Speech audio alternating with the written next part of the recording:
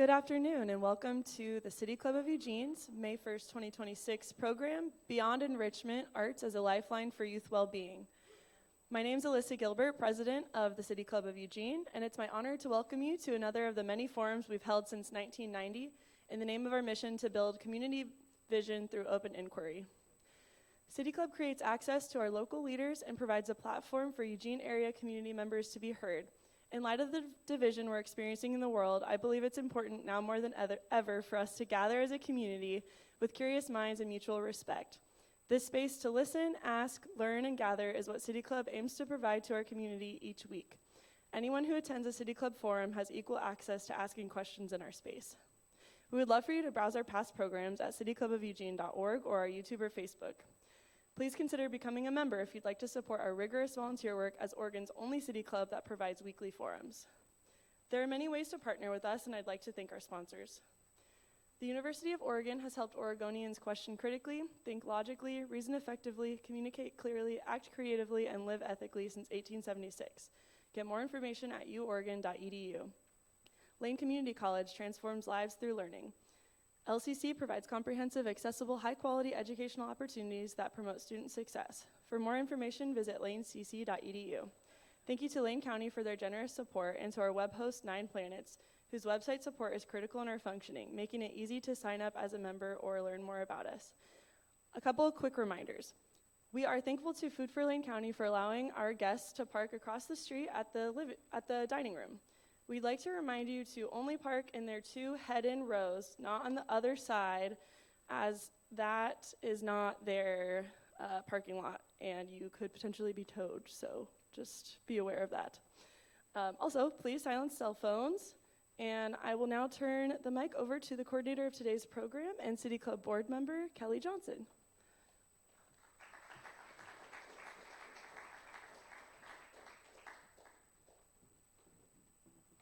Hello, everyone, and thank you so much for being here today and for listening on the radio. My name is Kelly Johnson, and I'm the Executive Director of the Arts and Business Alliance of Eugene. And in my work, I often describe arts and culture as a Swiss Army knife for our community. They hold an incredible range of tools for creating impact. The arts can strengthen belonging, support local economies, activate public spaces, improve education outcomes, spark dialogue, support mental health, and people feel more connected to one another and the place that they live. Both professionally and personally, I see the impact of the arts show up in nearly every part of community life. And here in Eugene, we are so fortunate to have a creative community that contributes in both visible ways and unseen ways, helping to shape not just what we experience, but how we connect to one another. Today, I'm especially excited to focus on one of these amazing impacts, how the arts support youth well-being. At a time when so many young people are navigating isolation, anxiety, disconnection, creative spaces can offer something essential, a place to feel seen, to express themselves, to build confidence, and to belong. These aren't just programs, they're environments where young people can find a voice and find their community. Today, we're joined by 2 incredible leaders who are creating these spaces every day. Miranda Atkinson of Insta Ballet and Winter Eddins of Simply Youth Institute. I'll let them share a little bit more about their work, but for now, please join me in welcoming them to the stage.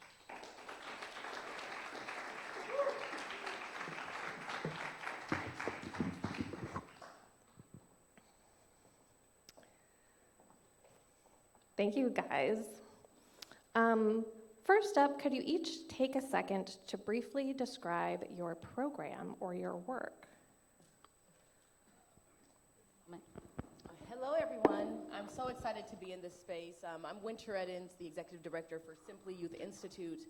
And something that our programs address are the critical gaps in mental health and financial literacy. These are needs that are acutely felt by our most underserved communities. Black, Indigenous, persons of color, young women, non-binary folks are experiencing disproportionate access to economic mobility, and the ability to just move through, and see themselves as the leaders that they are called to be. So our program, Sagacity, implements protective factors that are all about ensuring that young people have self-efficacy, confidence, peer connections, community, and creative expression as a means of healing. That's why we ensure that every young person that we serve has the opportunity to become first-time published authors. We remove that barrier quickly so that they can step into spaces and know that their voices and their stories, that they matter. Thank you. Brilliant work that you all do. Thank you, Miranda. Yeah. I'm Miranda Atkinson. I'm the executive director of Insta Ballet. And to put it simply, at Insta Ballet, we create dances with our community.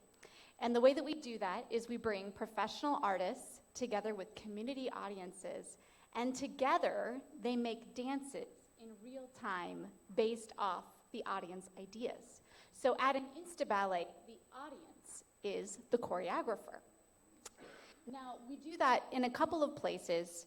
One chunk of our programming is public facing. So we perform in public spaces, thank you, all over Lane County, primarily in Eugene and Springfield, often on the First Friday Art Walk. And anyone and everyone can come and participate in the process of making a dance for free with their community.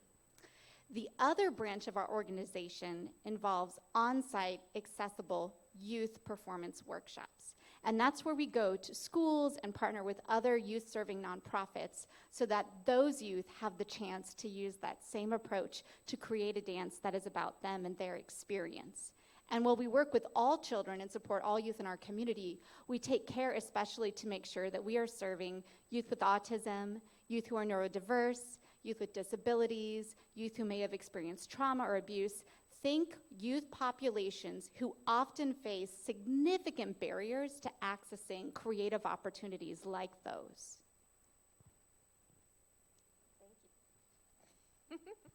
Thank you both.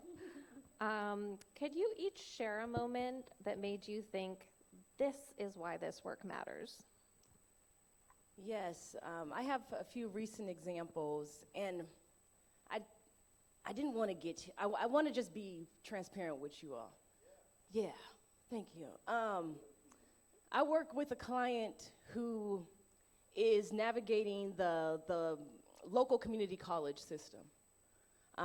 This student is a black young woman who grew up right here in Oregon. She also, before navigating the community college system, she was navigating the foster care system. This student at this community college has this dream of starting her own adoption agency and supporting folks from her own experience.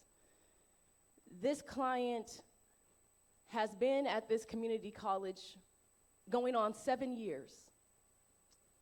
Unbeknownst to her, she was placed in a non-transferable degree. This student is also an incredible writer and storyteller. She's a published author, now a multi-published author. And when she feels like giving up on systems that have made it complicated for her to even navigate, this is why this work matters. Our organization, the mentorship element that we implement, is on the grounds. I learned that this student, and she learned as well, that she had enough credits if she wanted to transfer tomorrow to a university. But no one was telling her this information. No one was empowering her. And so this is why this work matters, and I'll just share one last thing. I'm incredibly proud of the 11 young women who have just become first-time published authors in March. They did their book release at the Lily Reynolds Black Cultural Center at the University of Oregon, and they were performing in front of their keynote, Mayor Corinne Knudsen. for them to be able to see themselves as the leaders that they are called to be, now they tell me they can do anything. So this is why this work matters. Thank you. I'm going to hold that one with me. They can do anything. What a thing to walk away with. Insta Ballet, for a long time, has partnered with Bridgeway House. And for those of you who aren't familiar with it, Bridgeway House is an amazing organization, and they're a school and nonprofit that supports youth with autism. A couple of weeks ago, we were at Bridgeway House. We were making a dance with them, as we do, because that's what we do. And there was a moment where one of the students raised his hand in the air, and he said, I want to give an idea. I want to give an idea to the dance, but I don't know what to do. And our very brilliant facilitator and artistic director, Antonio Anacan, he's not here, but shout out to him. He says, that's okay, man. Just feel it in your body. Tell me what you feel in your body. And I have to get up for this. So he stands up from here and then stands strong, bold, proud. And he takes one hand and he swipes it over the other arm, very deliberately, and then does the same thing with the other hand. And then just stands with authority and confidence. And then he walks up from the audience to the stage, and he stands in a row with the professional dancers, and he does his dance move again. And they do it with him, right next to him. And I cannot think of a clearer expression of confidence and agency than that moment, that exchange of movement. And there are hundreds of stories like that that happen at the workshops that we do. They all look different. The moments are different. They're meaningful in different ways. But that is how I know that it matters and that it's making a difference.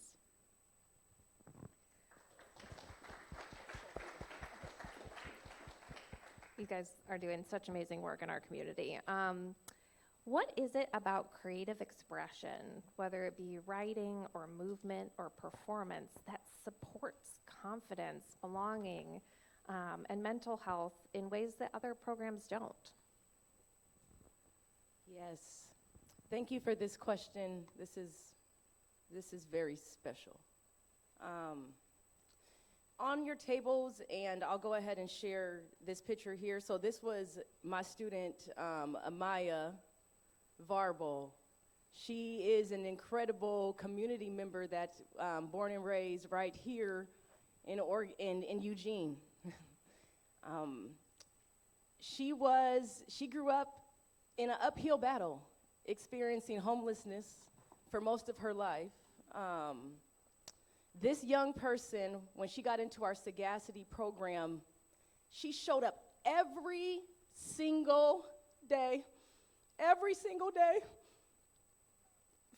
because she wanted to produce something that came from her heart. She has sat on this stage before and performed her poetry. She was a staple of this community. And so when you ask me about mental health and creative expression, this young person, creative expression was her mental health. It was her ability to show up and be her autonomous and unique human being that she was. And this young person, Amaya, touched every single service provider, but it wasn't enough. It wasn't enough. I just want to show you her published work of Her Voice Discovered. And folks, I get emotional because this is art saved my life.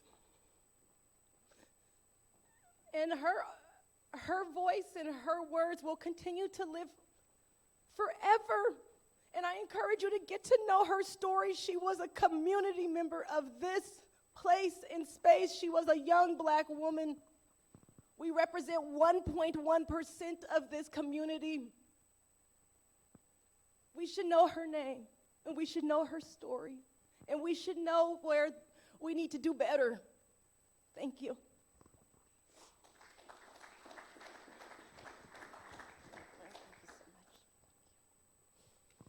just want to take a moment and honor what was shared. Thank you. I think when it comes to creative expression, part of why it is so powerful is that I think there are a few things that build agency, in part because they're terrifying, more than making something from, for lack of a better word, nothing, right? It's not from nothing, it's from who we are. But looking at a blank page and putting words on it, or being in an empty room and deciding how bodies will move in it to make art, to be able to generate something that is just from who we are as individuals, but also together, is an incredibly both challenging and empowering experience.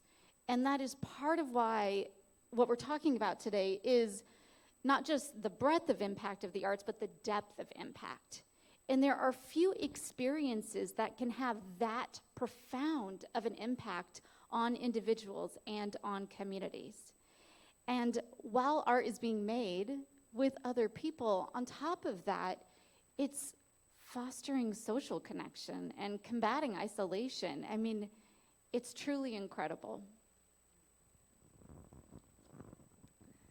Thank you both so much. And just a reminder, Winter reminded me earlier that May is Mental Health Month, so wanted to just give a moment for that. It's late.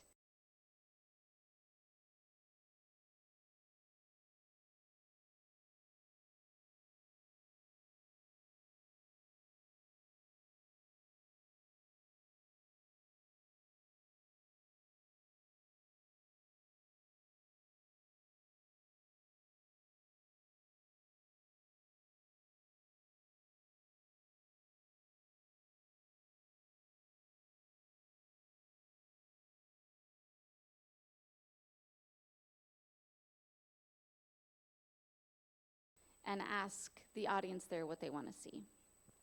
For a little bit of context, when movement is presented to a group of non-disabled and disabled community members, folks who are neurodiverse, et cetera, typically the way inclusive movement is done is a dance is presented, right? And then everyone is told, do what you can, but modify as you need. Right? That's typically how it's done. And I acknowledge that that's a good first step. But what that communicates is that the thing that I shared initially is dance. And you have to change it to make it work for you. So the unintentional implication is you cannot do dance. There is not a space for you in dance. So instead, what if we start with, how do you move? What kind of movement do you want to see? What does your idea look like in motion? And we start with that as the foundation and the beginning of the art that we're making. All of a sudden, then the art is about who that person is. And you know what it can do? It can hold everyone in the space, and everyone in the space is equitably able to contribute and to creatively express themselves. And that matters because if we don't do that, art is not accessible to a huge group in our community. All sorts of different populations face so many barriers. So that intentional shift to starting with what someone's ideas are versus presenting something that then they have to adapt in order to make work for them is critical for changing who gets to make art. And going to a theater and seeing completed work is also very important, right? I'm not devaluing it. It's an incredible experience to see work that's been created and presented by professionals. But what I'm saying is it's not enough. It's not enough to get art into the community. And so that's why this particular approach is so important. I love that, Miranda, because you're reimagining spaces that meet people where they are. Oh, it is the dream community.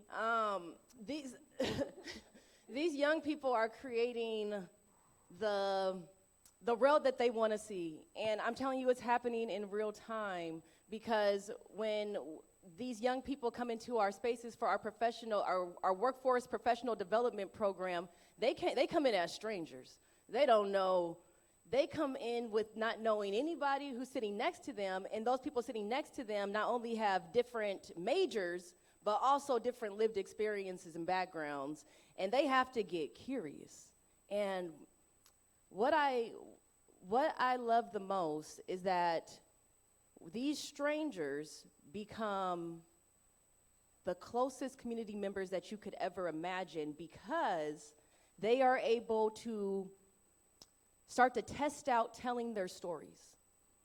You don't just tell your whole life story unless you feel safe in that space and place. And so it takes time to develop that trust. And so these young people are coming in as first observers, but then active participants and owners of their narrative. And then what's so beautiful, folks, is that they realize that their narratives are much more interconnected than different, even if they grew up completely different. The book that was just published by these 11 amazing young women who are all college students across Lane County, it all centered on their journey around mental health, how they navigate.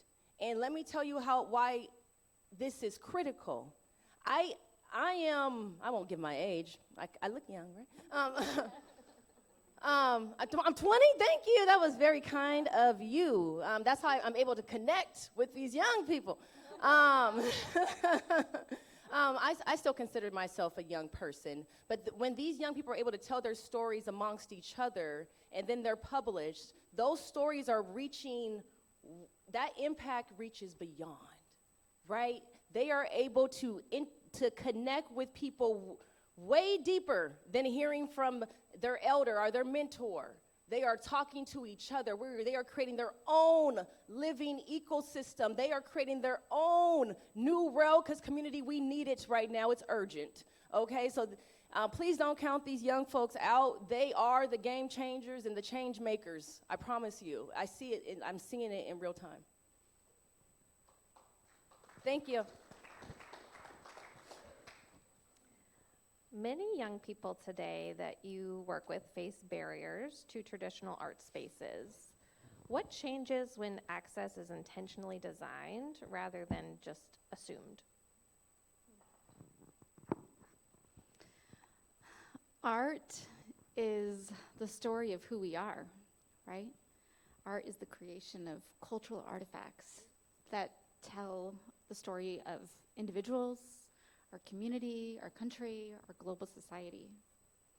So when some folks can't access art making, the story is incomplete. It's not full. It's not really the story of who we are. And so when we design spaces that are truly inclusive, and I'll talk in a moment about what I think that looks like, we offer an opportunity for a more diverse, representative story of who we are as people. And that's really, really important, because otherwise, what's left behind and what tells our story, those are the folks who already have access and privilege, right? And that's something that we need to all be involved in changing. We want everyone to be able to have access to art. Everyone should have access to art. Art is for everyone. Thanks. Yeah, no, I love it. I thought we were creating our dance. No, that's great. That was my natural movement. My love language is dance moves, so that was perfect. And part of what I mean by that, and this was an important note that actually Winter reminded me about the other day, is that, when Insta Ballet does these workshops on site with different youth programs, we do have what we do, right? We have our method, but we don't just say, here's what we do, take it or leave it, there you go. Instead, we meet ahead of time. We talk with educators and say, hey, here's what we have to offer and the different versions of it that we've used it for, but what do your kids need? How can we adjust it so that it's really going to support them? And that's what intentional inclusive design looks like for us. There are other ways to do it well. I'm not saying that's the only way, but I'm saying it's important to do it. Because what that means is the kids who are in those spaces making their dance moves can really participate. They can really participate fully because they are in a space that sees who they are, supports who they are, respects who they are. And you can't be vulnerable and tackle something as challenging as making a dance for the first time in your life unless you are really supported. And so again, if we want access to be real, it has to be intentionally designed. Has to be intentionally designed because the process of creation is as important as the product. So the process, the experience they have in the process is just as important, and we must attend to it, not just the finished piece of art. I really appreciate how you all center the students' voice because, I mean, folks, like I said, you can't count these young people out because they know exactly, they know exactly what they need, right? Or they know what makes them, what they want to explore. So just give them a chance to show up. So when spaces are intentionally designed, I believe that systems are meant to make things, I'll be careful here, but I think that systems are meant to make things somewhat complicated for folks. And so when systems are intentionally designed, the walls disappear. And I'll give you an example. I really want to shout out Daxon Publishing. They are our publisher for these young people to be able to go through the publishing process and experience the most minimum barrier to publishing. Because you want to enjoy the full process, but it takes time. It could look like a huge mountain. But when those spaces are intentionally designed, those mountains become very achievable. So these young people are able to go through the full publishing process in a short amount of time. 6 months. 6 months they experience working with a professional editor. They experience designing interior and exterior. They experience advocating for their voice, right? It's their story. And so they're able to become these published authors on a fast track. What does that do? That opens up the doors. Now they're invited to come and speak on the stage here or another space and place. They are able to tap into community directly. That's what intentional spaces look like, allowing our young people and the youth that we serve to see that there is a clear and sustainable bridge into community and that community wants them there. Community needs them there, that their voices are beyond important. And I don't mean to get so, no, let me start performing. No. Their voices are incredibly important, and they will create the community that we dream about when we close our eyes every day. We wish that we could talk to people that look different from us, that have different views, but it's just so contentious and divided. These young people are breaking that barrier, and that's what intentional design looks like. Thank you.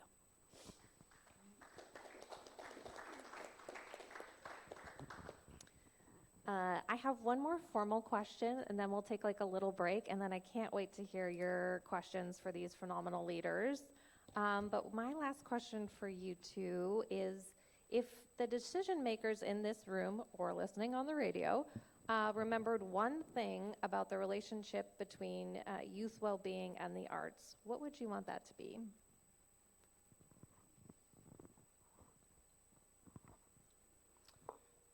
I first want the decision makers to remember to give space for young people to show up. Mental health and creative expression cannot be separated. Art saves lives. It allows people to remember who they are. It allows people to see themselves as worthy community members who have so much more to give and so much more to receive. That is what I want the decision makers. I also want you to remember, decision makers, I want to go back to the name of our program, Sagacity, which means to make wise and empowered decisions. I want decision makers to be sagacious instead of being so, we got to check the boxes. I want you to think bigger. That it's not thinking of so traditionally. We got to reimagine something to really meet the need, because let's look at the data that's happening right now in our community. Oregon, specifically Lane County, trigger warning is the second highest for suicide in the entire state. The mental health crisis is urgent, folks, and we can't turn a blind eye to it. So I hope to speak on more about that in the future as well. Thank you. Thank you. Yeah, the mental health crisis is urgent. Isolation. Because I know you. Isolation plays such a role in that, right? Isolation. We know that isolation is as harmful to our health as heart disease, right? And yet half of all adults across the country say that they feel lonely or socially isolated, right? This is urgent. As is our education crisis right now in this state too. I want to bring that up as well. I think what I would want the decision makers and all of you here, because everyone is a leader and can be a part of the change that needs to happen, I would want you all to leave with some hope, because we're facing so many challenges locally, right, as a community, as a country, as a global society, that feel sometimes impossible to tackle, right? Certainly, at least very, very complicated. But I hope that one of the takeaways that you'll get from today is that we know what to do. Art works. Art saves lives. Art supports youth. Art is at its very core an inclusive practice. It's just the systems and structures around it that keep people out. We know what to do. We know more art is needed. And not only do we know what to do, we actually have the ability to do it. We have the ability to support art, to fund it, to ensure that it's in our schools, to ensure that every single member of the community has access to it. That is possible. It is. So I would ask that you leave with hope, because in a sea of problems that we don't know how to tackle, there's something here that's concrete and doable. And it's something that we can all advocate for.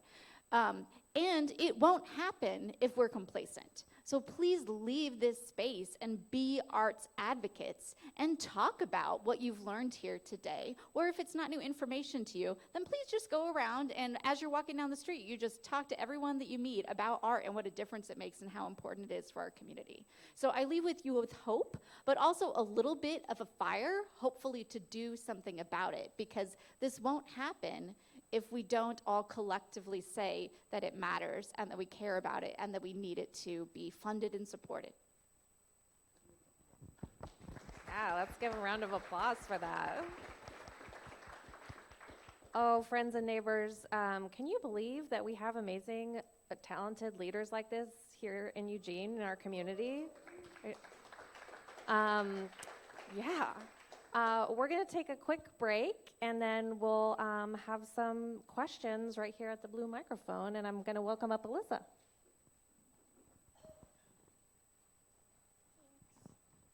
Before we begin our Q&A, special thank you to our award-winning public radio station, KLCC, for airing City Club programs on Mondays at 7 p.m. In the metro area of Lane County, they broadcast on 89.7 FM, and in Florence on 88.1 FM. For those listening at home or in transit right now, your household is one of several thousand tuning into City Club on KLCC. We're grateful and honored to have you. You can also find all recent City Club programs archived at klcc.org, as well as our YouTube channel and the City Club of Eugene podcast. Feel free to start lining up at the microphone, and we'll have a short break before Q&A.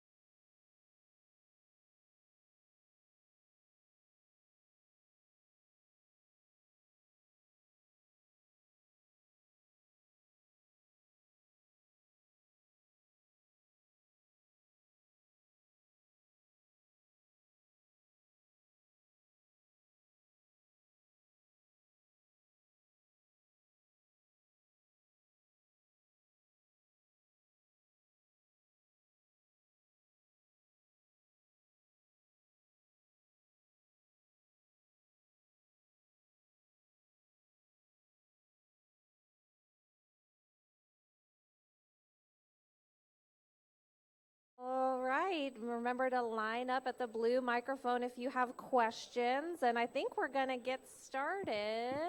We good, Ralph? Okay. All right. We have a lovely first questioner today, Annie Aguiar from Lookout, Eugene Springfield. Hi, everyone. Thank you so much for having me. You know, my question is, in funding conversation, arts can often be the first things to be cut. What does our community and these young artists stand to lose when those cuts are made? Annie, yeah, thank you for your question. I have a lot of thoughts on this, so bear with me. But the first thing I want to acknowledge is that this week is Teacher Appreciation Week. Yeah, shout out to all the educators. And also a week ago today, 4J announced, right, a ton of position cuts due to budget cuts. So we're just in that space as we talk about this in particular. In one way we're lucky, in the past 10 years, there has been a boon of research in the field of neuroaesthetics, which is the study of how the brain is impacted and affected by art. And we've learned a lot from that. So there is a ton of research and data that talks about this. What I want to pull out is that part of what we know about learning, about how people learn, is that learning is not an isolated experience. Our brains are taking in information from all sorts of places constantly, every second. And our brains need information about what is salient and what to pay attention to. And that's how learning occurs, right? It's not just from constant information or only information in this one particular area. And some of the research out of neuroaesthetics has demonstrated that this is what art does very, very well. Art is a rich sensory experience. When art is happening, your brain says, oh my gosh, this is important and I need to pay attention to this. Even if this is not art, if it's math or science, right? The art's presence is part of what cements learning in all other subject areas. We know that the presence of art in schools boosts literacy rates. It improves executive functioning, which is how your brain manages itself, right, and decides what to pay attention to. And while it's doing all of that, it builds social skills and strengthens emotional resilience. Why on earth would we not use a tool like that, right? Why would we think of a tool like that as supplementary and not fundamental?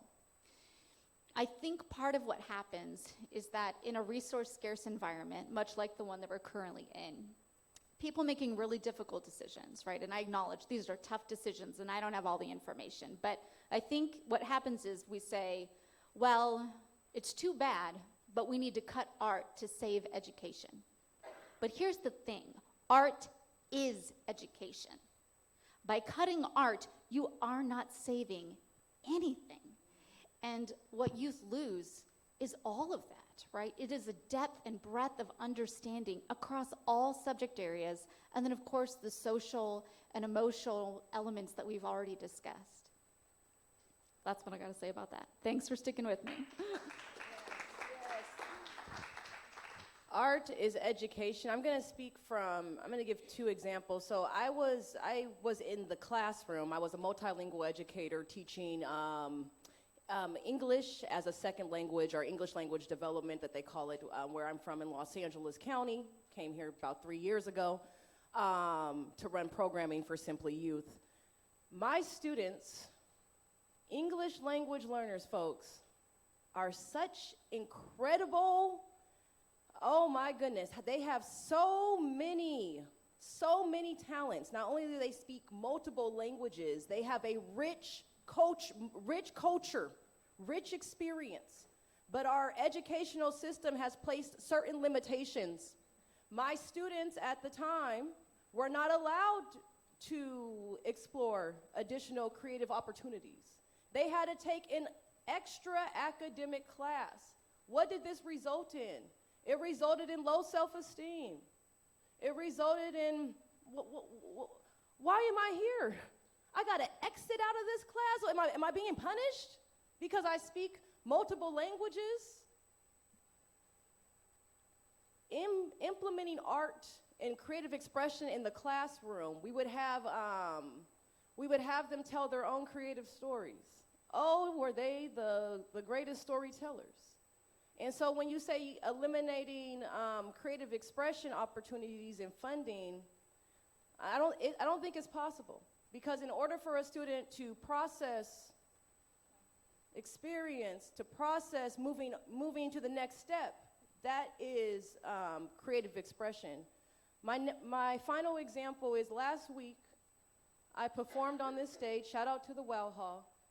I performed a show called The Shadow. It was in honor of, everybody raise their hand if you know, Sojourner Truth. I'd love to see the hands. I brought Sojourner Truth. It was an immersive one-woman spoken word show.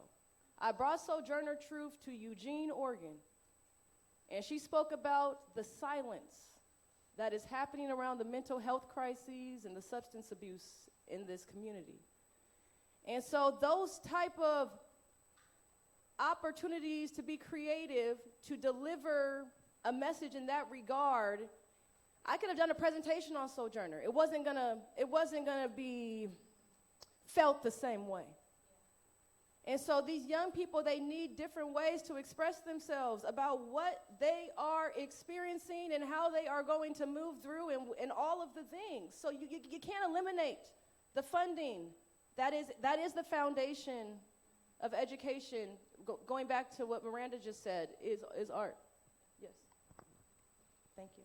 Thank you both. Thank you, Ann. Next question. I don't have a question because you guys get it. You totally get it. And my name's Roger. 3 days ago, I was thinking about killing myself. I'm suicidal. I've been suicidal for 26 years. I deal with severe mental illness. I have 4 diagnoses.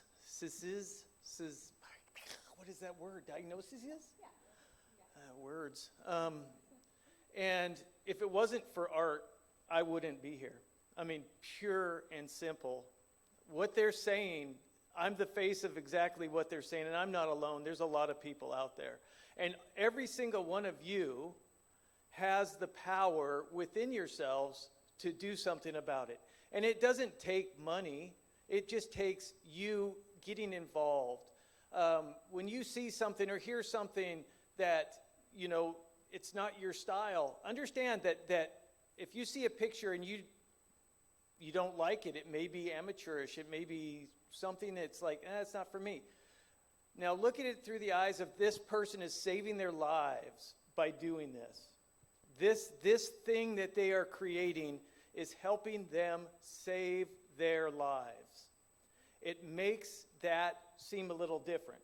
And we all have the power to encourage people on their journey. And the biggest problem is people stop doing art because of what other people think about it.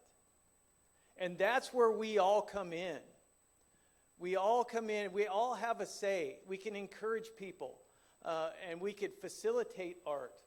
Or we can't, So what I would like to say to you is that we all have a place and a role to play in hooking people up with especially people who are struggling, who need something. The art is what they need. And if you yourselves haven't connected with art recently, I encourage you to do that because it does make a difference and people are dying.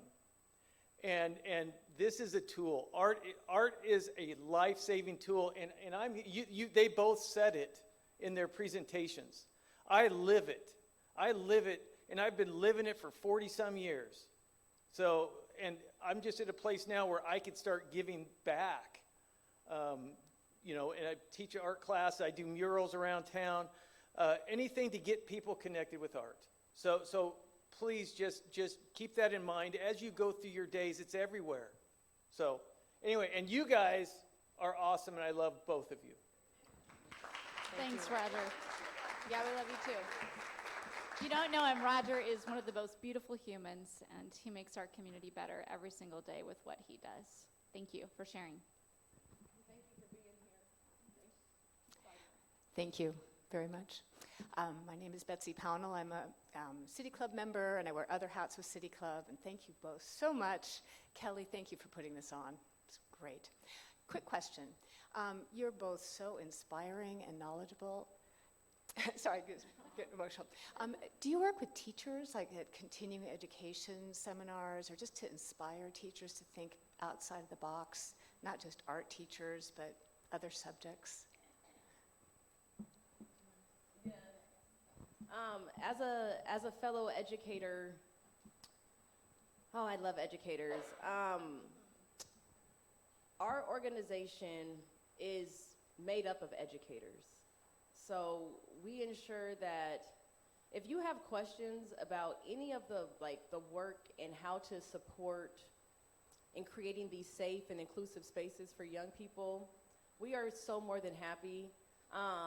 I also just launched a business to support educators, because I just want to speak to this really quick. There's something called presenteeism. Has anybody heard of presenteeism? It's the feeling of showing up only at like 70% of yourself. You're never really fully there because you're so burnt out, you're so tired. And that is what across the landscape of the educational landscape we're feeling, right? So creating and ensuring these trainings, Miranda and I were just talking about, we're going to take this show on the road. Yes, because we need to. You want to share a little bit? Yeah, yes, I'm familiar with that term, and I appreciate that so much. Can we pause just for a second? It's such a hard time to be an educator, and they are doing the most important work in the world. Can everyone just give educators a round of applause for a moment? We love you, and we see you, and we really care about you. Instaballet is currently working to expand something like this. We're a small grassroots nonprofit that has grown a lot. We've actually quadrupled in size in 3 years, so that's some pretty rapid growth. And when we go and we do this work, the dance, there's a final dance that is created, right? And so that is the artifact that's left behind. The youth have created a dance, and then the professional dancers perform it for and with them on the spot, and they have that. They made that. They have the dance that they made. And what we're hoping to be able to do eventually is to be able to do things like leave smaller artifacts with educators. So something like, let's say, my oldest is in 4th grade, and they've just gone through, they're going through a unit right now on Greek mythology, right? So if we were to come in and do a 5-minute dance like that they made up and that they learned themselves about one of the concepts that they're trying to learn in Greek mythology, right? And then we could leave that with them, and that's something that they could then do in practice. And then the hope would be that the teachers who are in the room when that exercise is done now know how to use movement to embed, deepen understanding when it comes to a particular learning outcome that they're looking for. So that is the plan. We are getting there, but it does take time. But I will say that I think every time, someone witnesses the outcome of what either of these programs do, it changes them. It changes the youth in the room, the educators in the room, because it just opens up what's possible. Thank you. Next question. I'm Lanny Ball with City Club for about a year now. Love your presentation. I love this gentleman's presentation. That really impressed me. I took a suicide prevention class.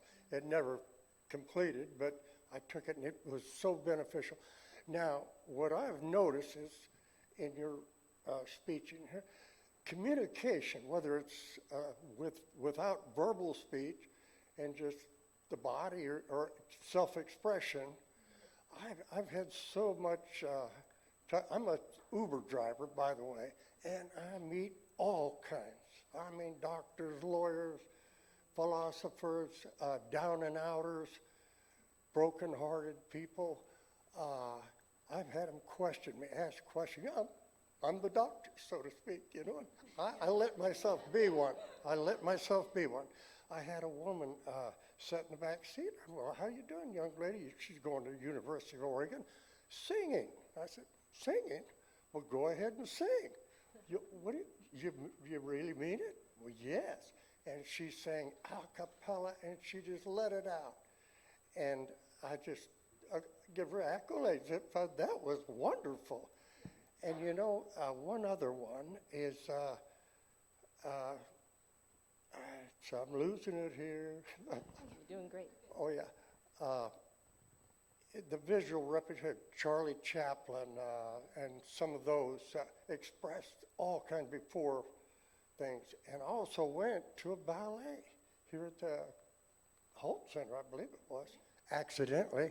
But I got introduced to ballet. It was interesting. And a lot of physicality in it. But great presentation. I put a lot of it in my heart. I'm going to use a lot of, as much as I can of that. And this gentleman's stuff, I just loved it. Very good. Thank you, Lanny. Thank That's your you. name?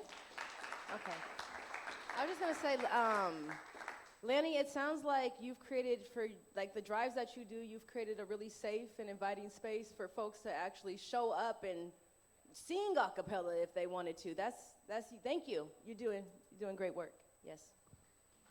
I just have to comment that I love an accidental ballet experience. That's the best. You just filled my heart up. That's what I want, that for everybody in this community to accidentally or on purpose, right, experience a ballet experience. Thank you so much, Lenny, for sharing that. And I do think part of what we're opening up is lots of different ways for folks to communicate, and not just for folks to tell their story, but different ways to listen to other people, right? Because that is, that's really important, and we're not always great at that, for sure.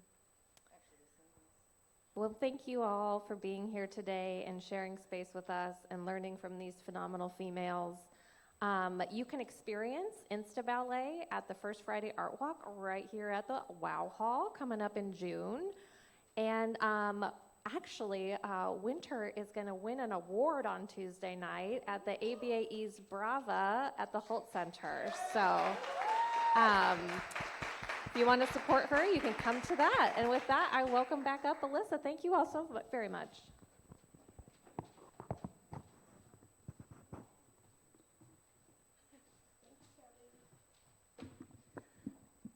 This has been our May 8th, 2026 conversation at the City Club of Eugene. We'll be back next week here at Wow Hall in downtown Eugene, Friday, May 15th at noon. That program will be the library in the community. One last thing before you go, City Club is seeking a reliable person who notices details to become extra eyes and ears on our audio editing for our weekly programs for KLCC and our podcast. The initial editing is already done for you. It's just a volunteer role to confirm that the edits are correct and make any additional recommendations, and we will provide training to you. It just requires about an hour a week on Sundays after each program. If you're interested, please email me at cityclubofeugene@gmail.com. Have a great week or weekend, and we'll see you next time at City Club.